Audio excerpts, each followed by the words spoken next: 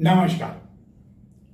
21 मई प्रतिवर्ष 21 मई को मनाया जाता है अंतर्राष्ट्रीय चाय दिवस। चाय के भी अलग अलग नज़ारे हैं, चुस्कियां हैं और अब तो केवल चाय शक्कर से नहीं, गुड़ की भी बनाई जाती है, केसर की चाय भी मिलती है और न जाने किन किन स्वाद की चाय की चुस्कियों का लोग लेते हैं। अधिकांश लोग यूं कहें कि 80% लोग ऐसे होते हैं, उनकी सुबह की जो शुरुआत यदि चाय से न हो तो पूरा दिन ही उनका जो है व्यर्थ में जाता है और दिन भर ऐसा लगता है कि उन्होंने अपनी जिंदगी की शुरुआत न जाने किस तरह कर दी यदि चाय सुबह उन्हें न मिले तो। और अब तो स्थिति यह है कि बड़ी बड़ी जो ब्रांडेड कंपनियां हैं उन्होंने भी अपने आउटलेट खोल दिए हैं।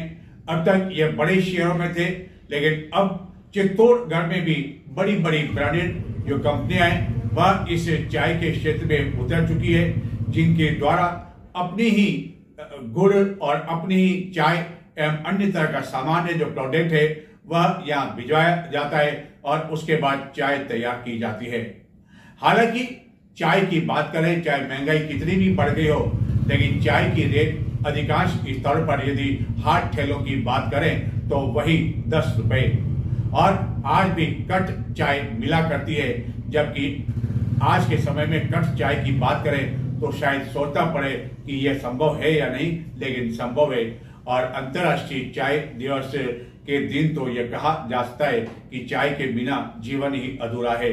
हालांकि कई लोगों को यह चाय सवेरे सवेरे अच्छी नहीं लगती है और इसके स्थान पर वह गर्म पानी के साथ नींबू का सेवन करते हैं। चित्तौड़गढ़ जिला मुख्यालय स्थित महिला एवं बाल चिकित्सालय में फिर एक बार लापरवाही की भेंट चढ़ गया एक नवजात मासूम शिशु, जो कि इस दुनिया में आया ही नहीं और उससे पहले ही मौत हो गई। और यह सब कुछ इसलिए हुआ कि लापरवाही तो कई बार देखने को मिलती है, लेकिन जिला प्रशासन की ओर से ऐसे चिकित्सकों के खिलाफ ठोस कार्रवाई नहीं की जाती है।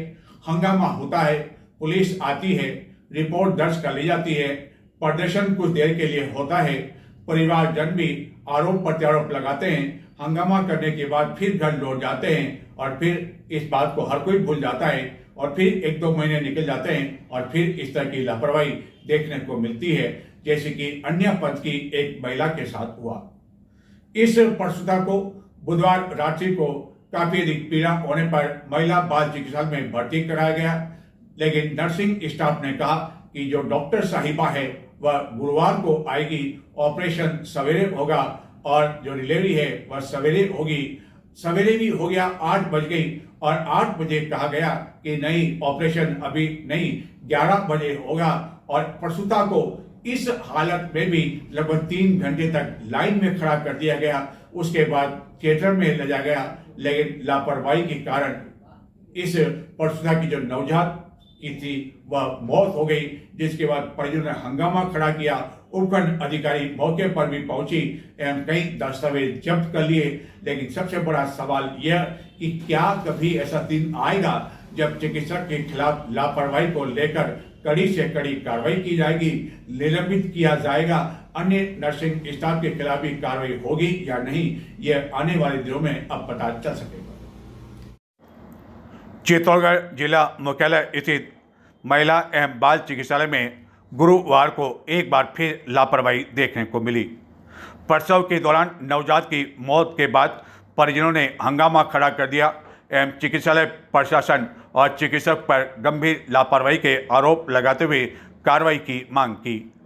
अरनिया पंथ निवासी रीना तेली को बुधवार रात्रि को प्रसव पीड़ा होने पर महिला एवं बाल चिकित्सालय चित्तौड़गढ़ में भर्ती कराया गया। परिजनों के अनुसार भर्ती के समय रात्रि में हालत खराब होने के बावजूद मौजूद स्टाफ द्वारा गुरुवार सवेरे प्रसव कराने की बात की गई, लेकिन समय पर उचित चिकित्सकीय देखभाल नहीं मिलने के कारण स्थिति लगातार गंभीर होती गई। प्रसूता के पति देवीलाल तेवली के अनुसार गुरुवार सवेरे लगभग 8 बजे स्टाफ से संपर्क करने पर बताया गया कि मामले को गायनिक चिकित्सक डॉक्टर दीप्ति श्रीवास्तव द्वारा देखा जाएगा। हालत गंभीर होने पर भी चिकित्सक द्वारा प्रसूता को लाइन में लगने के लिए कहा गया और लगभग 3 घंटे तक इंतजार के बाद 11 बजे ऑपरेशन थिएटर में ले जाने के दौरान प्रसव के दौरान नवजात की मौत हो गई। परिजनों ने आरोप लगाया कि चिकित्सक और स्टाफ द्वारा समय पर ध्यान नहीं देने से यह घटना हुई। यदि समय पर प्रसव हो जाता तो नवजात की जान बच सकती थी। घटना के बाद आक्रोशित परिजनों ने हंगामा खड़ा कर दिया, जिसके बाद सदर पुलिस थाना से जाब्ता मौके पर पहुंचा। घटना की जानकारी मिलने पर उपखंड अधिकारी बिनू देवल भी चिकित्सालय पहुंची एवं संबंधित दस्तावेज एवं रजिस्टर जांच के लिए अपने कब्जे में ले लिए और उन्होंने बताया कि मामले की जांच की जा रही है और जो भी इसमें रिपोर्ट आएगी वह जिला कलेक्टर को सौंपी जाएगी। अब देखना यह है कि जिला कलेक्टर इस मामले में कोई कड़ी कार्रवाई संबंधित चिकित्सक और नर्सिंग स्टाफ आदि के खिलाफ करते हैं या नहीं। फिर उन्होंने बोला ऑपरेशन करना पड़ेगा, तो हमने ऑपरेशन के लिए हाँ कर दिया कि भाई आप कैसे भी करो, हमारे इनकी डिलीवरी करो। तो मैडम ने बोला, स्टाफ ने बोला राहुल सर ने कि सुबह मैडम आएंगे 8 बजे। फिर डिप्टी मैडम ने 8 बजे उनको ऑपरेशन लाइन में लगाया। फिर 3 घंटे लाइन में खड़ा रखा। इमरजेंसी थी, घबरा रही थी मेरे मैसेज, तो भी उन्होंने ऑपरेशन नहीं किया। फिर 11 बजे किया ऑपरेशन, जिससे उसके बच्चे की मौत हो गई उसके, और सुबह तक वो सही सलामत थे बच्चा। और उन्होंने बोला अगर मेरे पास इलाज करवाते तो मैं 35 हफ्ते में आपका बच्चे की डिलीवरी करवा देता, मैं आपको ये बच्चा जिंदा दे देती। दीप्ति मैडम ने बोला, और उन्होंने बोला अगर पैसे रहते तो हम जल्दी ऑपरेशन सुबह लाइन में कर देते 8 बजे। मेरे को यही न्याय चाहिए कि भाई सुबह पहले आपने अगर फर्स्ट में जिंदा ऑपरेशन कर देते टाइम से तो मेरे बच्चे की अभी मौत नहीं होती और मैं ये नहीं होता। आखिरकार इंतजार समाप्त हुआ। गत कई समय से मांग की जा रही थी कि चित्तौड़गढ़ शहर में यातायात का दबाव लगातार बढ़ता जा रहा है। कई ऐसे वाहन जो कि भीलवाड़ा की ओर से आते हैं, बूंदी कोटा की ओर से आते हैं, जिन्हें भीलवाड़ा की ओर जाना होता है, लेकिन चित्तौड़ शहर से उन्हें जाना पड़ता है, आना पड़ता है। और आखिरकार सरकार ने गत दिनों घोषणा की थी कि कपासन चौराहे से मानपुरा तक एक ब्रिज का निर्माण करवाया जाएगा, जो कि बेड़त एवं गंभीरी नदी पर बनेगा। और आखिरकार 21 मई गुरुवार को इसका भूमि पूजन किया गया। इस अवसर पर चित्तौड़गढ़ के विधायक चंद्रभान सिंह आकिया के साथ ही भाजपा के कई पदाधिकारी एवं कार्यकर्ता मौजूद थे एवं 2027 में यह पुल पूरा बनकर तैयार हो जाने की संभावना है, जिस पर 64 करोड़ रुपए खर्च होंगे। राजस्थान सरकार द्वारा बजट घोषणा 2024-25 में विधानसभा क्षेत्र चित्तौड़गढ़ के कपासन चौराहे से मानपुरा को जोड़ने वाली सड़क पर हाई लेवल ब्रिज निर्माण कार्य कराने की घोषणा की गई थी। इस कार्य का गुरुवार को चित्तौड़गढ़ के विधायक चंद्रभान सिंह आकिया द्वारा भूमि पूजन कर शुभारंभ किया गया। इस अवसर पर विधायक आकिया ने कहा कि कपासन चौराहा शहर के व्यस्तम मार्गों में से एक है। कपासन चौराहे से बसी मार्ग पर जाने वाले वाहनों को शहर का पूरा चक्कर लगाकर जाना पड़ता है एवं इसे समय भी अधिक लगता है। यातायात का दबाव भी चित्तौड़गढ़ में काफ़ी अधिक पड़ता है, जिसके कारण यह हाई लेवल ब्रिज निर्माण को लेकर सरकार ने घोषणा की थी। लंबे समय से मांग की जा रही थी। इस पर लगभग 64 करोड़ रुपए की राशि खर्च होगी। इस परियोजना के तहत बेड़त एवं गंभीरी नदी पर 2 हाई लेवल ब्रिज का निर्माण कराया जाएगा। इसके साथ ही लगभग 2.5 किलोमीटर सड़क का निर्माण कराया जाएगा एवं अन्य कई कार्य भी इस ब्रिज पर करवाए जाएंगे। और बांसवाड़ा की एक कंपनी को इसका कार्य सौंपा जाकर 29 जुलाई 2027 तक यह कार्य पूरा करने का टारगेट दिया गया है। इस निर्माण में सड़क की कुल लंबाई 2 किलोमीटर से अधिक होगी। वहीं 2 पुलिया का निर्माण किए जाने के साथ ही कुल 7.5 हेक्टेयर भूमि अधिग्रहण की जानी है, जिसमें से निजी भूमि एवं वन भूमि भी शामिल है। इस भूमि पूजन के दौरान भाजपा के अन्य कई पदाधिकारी एवं कार्यकर्ता मौजूद थे। विधायक ने बाद में पत्रकारों से बातचीत करते हुए कहा कि भूमि पूजन के साथ ही इसका कार्य भी आरंभ हो गया एवं उम्मीद व्यक्त की जा रही है कि जो निर्धारित समय पूरा किया गया है वह समय पर यह ब्रिज का निर्माण पूरा हो जाएगा और उसके बाद लोगों को काफ़ी अधिक राहत मिल सकेगी। चित्तौड़गढ़ शहर में जो ट्रैफिक का लगातार दबाव बढ़ता जा रहा है वह भी काफ़ी कम हो सकेगा एवं कोटा बूंदी की ओर से आने वाले वाहन जो कि चंदेरिया भीलवाड़ा की ओर जाते हैं वह भी शहर से होकर नहीं आ जा सकेंगे एवं इसी तरह अन्य कई सुविधाएं भी मिल सकेगी।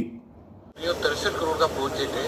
हमारे माननीय मुख्यमंत्री जी को मैं धन्यवाद देना चाहता हूँ, भजन लाल जी को। भजन लाल जी ने हम लोगों को फर्स्ट बजट में ये काम किया और आज वो काम धरातल में चालू हुआ है और 1 साल में ये काम बनके चालू हो जाएगा। हमारे लोकप्रिय सांसद भाई CP जोशी जी का और हम सब लोकल हमारे जिलाध्यक्ष जी का और सब जनप्रतिनिधियों को प्रयास से सब लोगों ने मांग करी थी मुख्यमंत्री जी से कि हमारे यहाँ एक पुलिया की जरूरत है। उन्होंने पुलिया ये दी है और आने वाले दिनों में बहुत सी सौगातें चित्तौड़ को मिली है। वो सब काम 2-3 महीने में सारे काम चालू हो जाएंगे। 1 साल में जयपुर से गत दिनों रवाना हुई सिंधु संस्कृति गौरव यात्रा 21 मई गुरुवार को चित्तौड़गढ़ पहुंची। चित्तौड़गढ़ पहुंचे पर सिंधी कॉलोनी में सिंधी धर्मशाला में एक कार्यक्रम आयोजित किया गया। यह यात्रा लगभग 5000 किलोमीटर पूरी करने के बाद अगले महीने पुनः जयपुर पहुंचेगी। इस यात्रा का उद्देश्य यह है कि सिंधी जो सभ्यता है, संस्कृति है, उसके बारे में लोगों को जानकारी देना, समाज को जानकारी देना। वहीं सिंधी भाषा के प्रति आज की जो युवा पीढ़ी वह जो है काफी भटकती जा रही है, उसके बारे में भी जागरूक करने के उद्देश्य से इस यात्रा का आयोजन किया जा रहा है। गत 17 मई को अमरापुरा जयपुर से रवाना हुई सिंधु संस्कृति गौरव यात्रा 21 मई गुरुवार को चित्तौड़गढ़ पहुंची। भारतीय सिंधु सभा राजस्थान न्यास के संयुक्त तत्वाधान में इस यात्रा का आयोजन किया जा रहा है। इस यात्रा के साथ भारतीय सिंधु सभा राजस्थान के प्रदेशाध्यक्ष ईश्वर मोरवाणी के साथ ही यात्रा के संयोजक गिरधारी लाल ज्ञानानी आदि भी शामिल हैं, जिन्होंने बताया कि लगभग 5000 किलोमीटर की यह यात्रा पूरी होने के बाद आगामी 14 जून को पुनः यह जयपुर पहुंचेगी, जहां की समापन समारोह आयोजित किया जाएगा। जिला स्तरीय सिंधु संस्कृति सम्मेलन, सिंधी बाल संस्कार शिविर के साथ ही अन्य कई विषयों को लेकर इस यात्रा का आयोजन किया जा रहा है, जो कि राजस्थान के विभिन्न जिलों से होकर यह गुजरेगी। चित्तौड़गढ़ में इस यात्रा के पहुंचने पर प्रताप नगर स्थित सिंधी कॉलोनी में सिंधी धर्मशाला में एक कार्यक्रम आयोजित किया गया एवं इस यात्रा की अगवानी की गई। यात्रा के रात्रि विश्राम के पश्चात यह 22 मई को निम्बाड़ा एवं प्रतापगढ़ के लिए प्रस्थान करेगी और 22 मई को ही बांसवाड़ा पहुंचेगी। यात्रा के उद्देश्य के बारे में प्रदेशाध्यक्ष के साथ ही यात्रा के संयोजक ने बताया कि समाज की जो पहचान है, जो भाषा है, संस्कृति है और रहन सहन है, उसके बारे में रूबरू कराने के उद्देश्य से इस यात्रा का आयोजन किया जा रहा है एवं अन्य कई उद्देश्य को लेकर भी उन्होंने बताया कि सिंधु संस्कृति गौरव यात्रा अपने आप में एक नाम स्पष्ट है। यदि हम इसमें और विस्तार से यदि बात करना चाहें, इस यात्रा का उद्देश्य क्या है और कहां से प्रारंभ हुई और कहां इसका समापन होगा।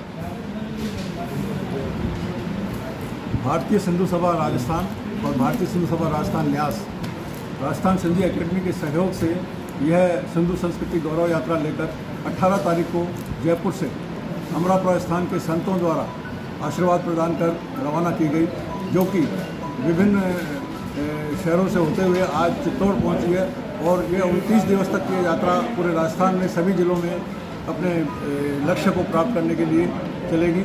आज हम चित्तौड़ पहुंचे हैं। इस सिंधु संस्कृति गौरव यात्रा के माध्यम से हम ये चाहते हैं कि हमारी जो गौरवमयी संस्कृति है उसका नई पीढ़ी को ज्ञान कराएं और उनको आभास कराएं कि हमारी संस्कृति गर्व करने योग्य है।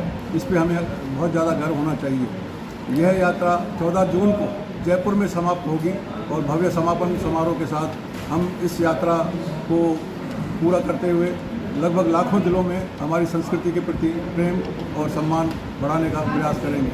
मैं ईश्वर मोरवानी, प्रदेश अध्यक्ष, भारतीय सिंधु सभा राजस्थान।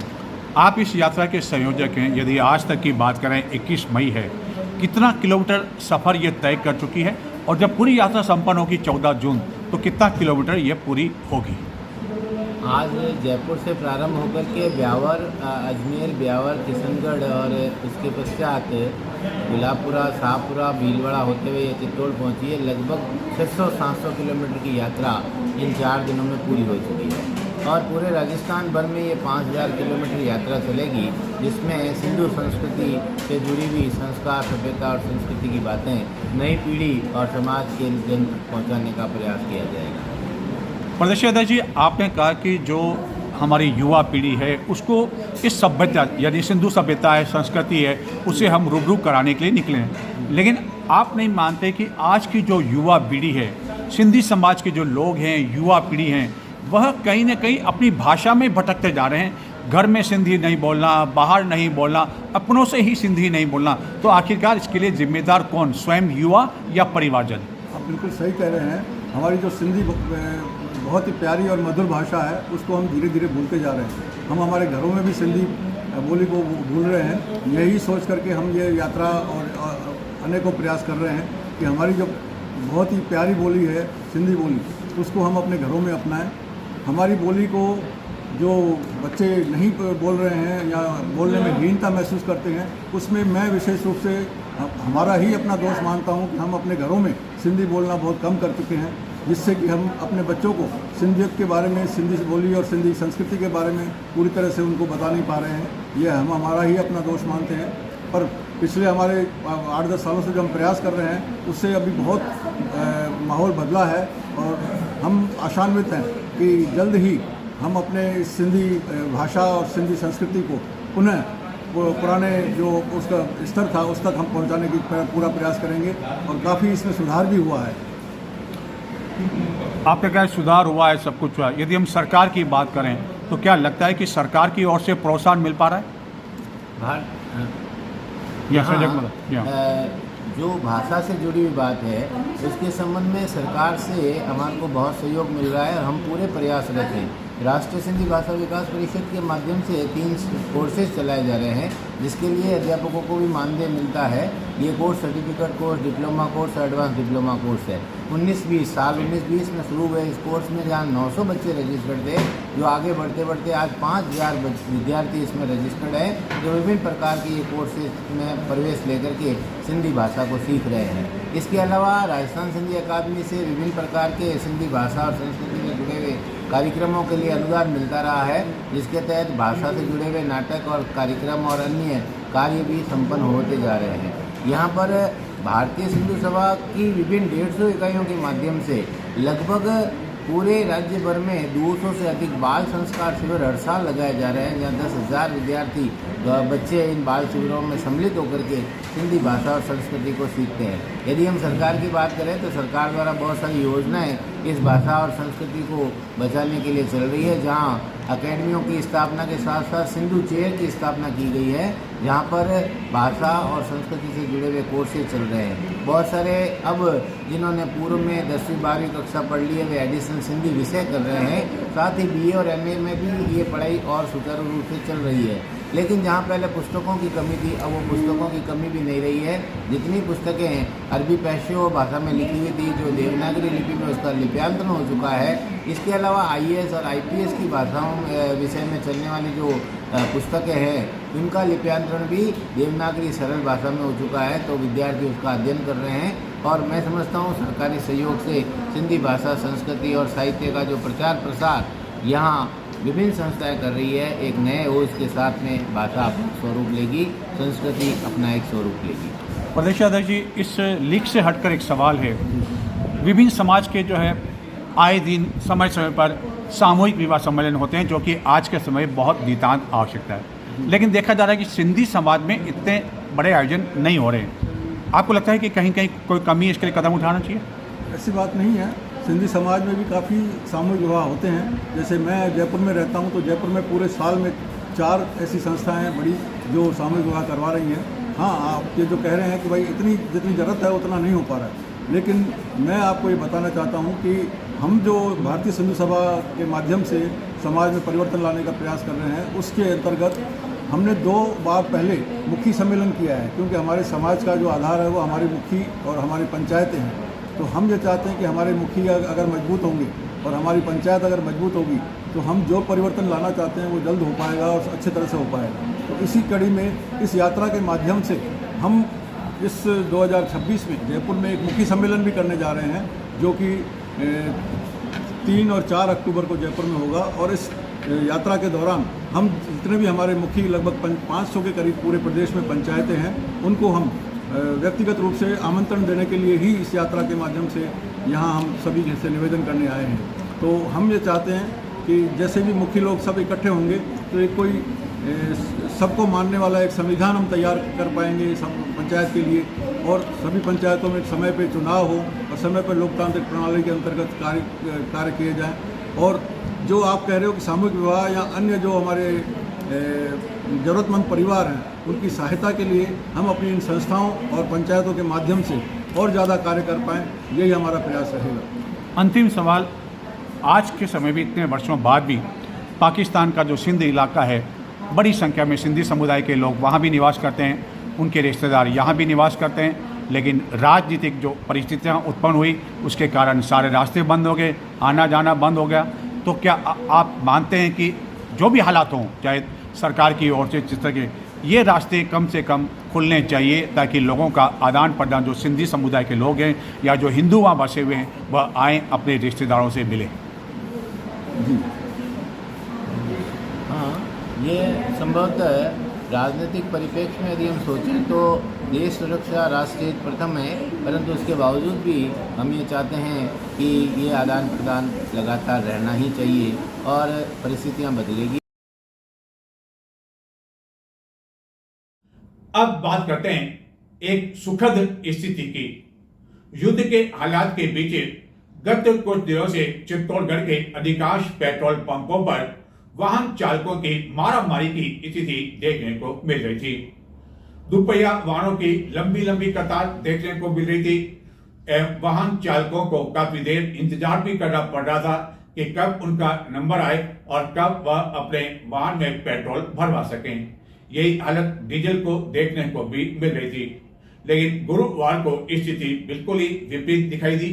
अधिकांश पेट्रोल पंपों पर किसी तरह की कोई भीड़ नहीं दिखाई दी और आराम से जो वाहन चालक है अपने वाहनों में पेट्रोल एवं डीजल भरवाते हुए देखे गए। कुछ पंप तो ऐसे थे जहां कर्मचारी सुस्ताते हुए देखे गए और उन्हें भी आश्चर्य हो रहा था कि 3-4 दिनों से जो भीड़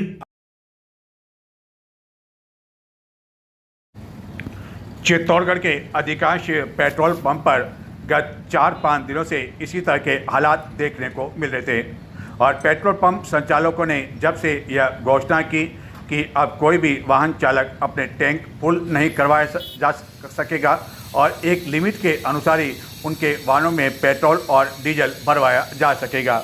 और बीच बीच में कुछ पेट्रोल पंप पर स्टॉक खत्म होने के कारण कुछ घंटों के लिए पंप बंद हो जाने से भी लोगों में कई तरह की आशंका व्यक्त होने लगी। हालांकि पेट्रोल और डीजल भरवाए जाने को लेकर लिमिट तय की गई, लेकिन इसके बावजूद कई ऐसे वाहन चालक थे जो कि अलग अलग पंपों पर जाकर नहीं ज़रूरत होते भी अपने वाहनों के टैंक फुल करवा रहे थे। इस कारण काफ़ी अधिक भीड़ गत 4-5 दिनों से देखने को मिल रही थी। लेकिन ठीक इसके विपरीत 21 मई गुरुवार को अधिकांश पेट्रोल पंपों पर नज़ारा बिल्कुल अलग और बदला हुआ दिखाई दिया और यह नज़ारा विभिन्न पेट्रोल पंपों पर 21 मई गुरुवार को देखने को मिला। किसी तरह की कोई आपाधापी वाहनों में पेट्रोल या डीजल भरने को लेकर देखने को नहीं मिली, चाहे सवेरे का समय हो, दोपहर का समय हो या शाम का समय हो। वाहन चालक आराम से पेट्रोल पंपों पर अपने वाहनों में पेट्रोल भरवाते हुए देखे गए, जिसको देखकर हर किसी को आश्चर्य हो रहा था कि यह वही पंप जहाँ की 4-5 दिनों से काफ़ी अधिक भीड़ पड़ रही थी, लोगों को इंतज़ार करना पड़ रहा था। लेकिन गुरुवार को हालात ऐसे थे कि मुश्किल से 4-5 मिनट के इंतज़ार के बाद ही वाहन चालकों का नंबर आ रहा था। वह आराम से अपने वाहनों में पेट्रोल एवं डीजल भरवा रहे थे, जिसको देखकर पेट्रोल पंप के जो कर्मचारी है उन्हें भी काफ़ी अधिक आश्चर्य हो रहा था, जिनका कहना था कि गत 4-5 दिनों में इतनी अधिक भीड़ पड़ी कि लोगों ने अनावश्यक अपने वाहनों के टैंक फुल करवा दिए। इसी कारण यह स्थिति गुरुवार को देखने को नहीं मिली। तो ये थे आज के समाचार।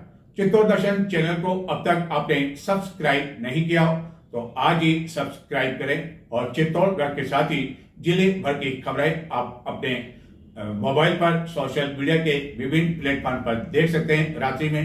लेकिन यदि कोई महत्वपूर्ण घटना होती है तो तत्काल बिना कोई देरी किए चित्तौड़ दर्शन पर उसका प्रसारण किया जाता है, लेकिन आप तभी उसे उसी समय देख पाएंगे जबकि आपने चित्तौड़ दर्शन को सब्सक्राइब किया होगा। नमस्कार।